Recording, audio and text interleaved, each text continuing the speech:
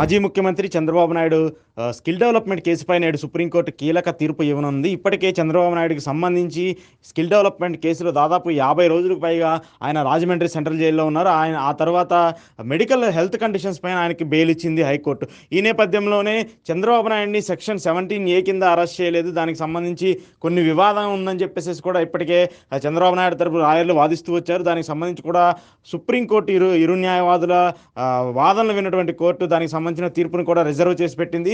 ఆ తీర్పును ఈరోజు మధ్యాహ్నం 1 గంటకు సుప్రీంకోర్టు వెలువరించనుంది. అయితే సెక్షన్ 17కి సంబంధించి కీలకంగా ఉంది. ఈ సెక్షన్ 17 అప్లికబుల్ అవ్వకపోతే మాత్రము చంద్రబాబు నాయుడు పైన ఉన్నటువంటి కేసులు మొత్తం కూడా కొట్టివేయాల్సి ఉంటుంది.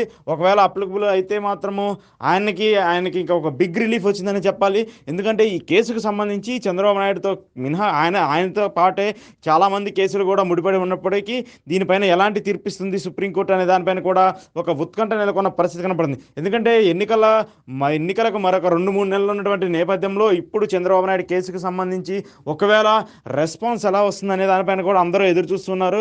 ఒకవేళ కేసు మళ్ళీ ఆయనకి సెక్షన్ 17 చంద్రబాబు నాయుడుకి వర్తిస్తుందంటే ఎలాంటి ఇబ్బంది ఉండదు. కానీ ఆయనకి వర్తించదు అంటే మాత్రము ఆయనకి మళ్ళీ తీసుకెళ్ళి జైల్లో పెట్టాల్సిన పరిస్థితి కనపడుతుంది. దానికి సంబంధించి ఏం చేస్తారు ఏంటి అనే దానిపైన కూడా తెలియాల్సి ఉంది. అయితే ఇప్పటికే హైకోర్టుకు సంబంధించి చంద్రబాబు నాయుడుపై ఉన్నటువంటి స్కిల్ డెవలప్మెంట్ కేసు కానివ్వండి, అలాగే ఫైబర్ నెట్ కేసు కానివ్వండి, అమరావతి రింగ్ రోడ్ కేసు కానివ్వండి, ఇంకా లిక్కర్కి సంబంధించిన కేసు కానివ్వండి, ఇసుకకు సంబంధించిన కేసు కానివ్వండి, దాదాపు 7కు పైగా కేసులపై ఉన్నటువంటి కేసులపైన కూడా ఆయనకి ఇప్పటికే పూర్తి స్థాయిలో బెయిల్ ఇస్తున్నట్టు హైకోర్టు తెలిపింది. దాన్ని కూడా సవాలు చేస్తూ ఏపీసీఐడి సుప్రీంకోర్టుకు వెళ్ళింది. ఈ నేపథ్యంలోనే ఆ కేసులన్నీ వచ్చినటువంటి తరుణంలో సెక్షన్ 17 కూడా క్లియర్ చేస్తే మాత్రము చంద్రబాబు నాయుడికి ఇక ఆయన కేసులు మాత్రం ఎలాంటివి ఉండవనేది కూడా చెప్పాల్సిన పరిస్థితి.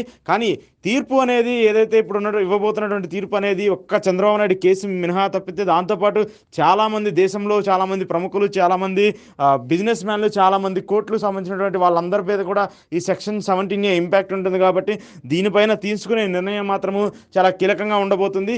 ఈరోజు మధ్యాహ్నం 1 గంటకు సెక్షన్ 17 పైన సుప్రీం తీర్పు వెలువరించనుంది. దీనికి సంబంధించి ఎలాంటి తీర్పు వస్తుంది, పాజిటివ్గా వస్తుందా నెగిటివ్గా వస్తుందా అనే దానిపైన మాత్రము టీడీపీ శ్రేణుల్లో అలాగే కార్యకర్తల్లో కొంత ఆందోళన కనిపిస్తున్న పరిస్థితి కనబడుతుంది.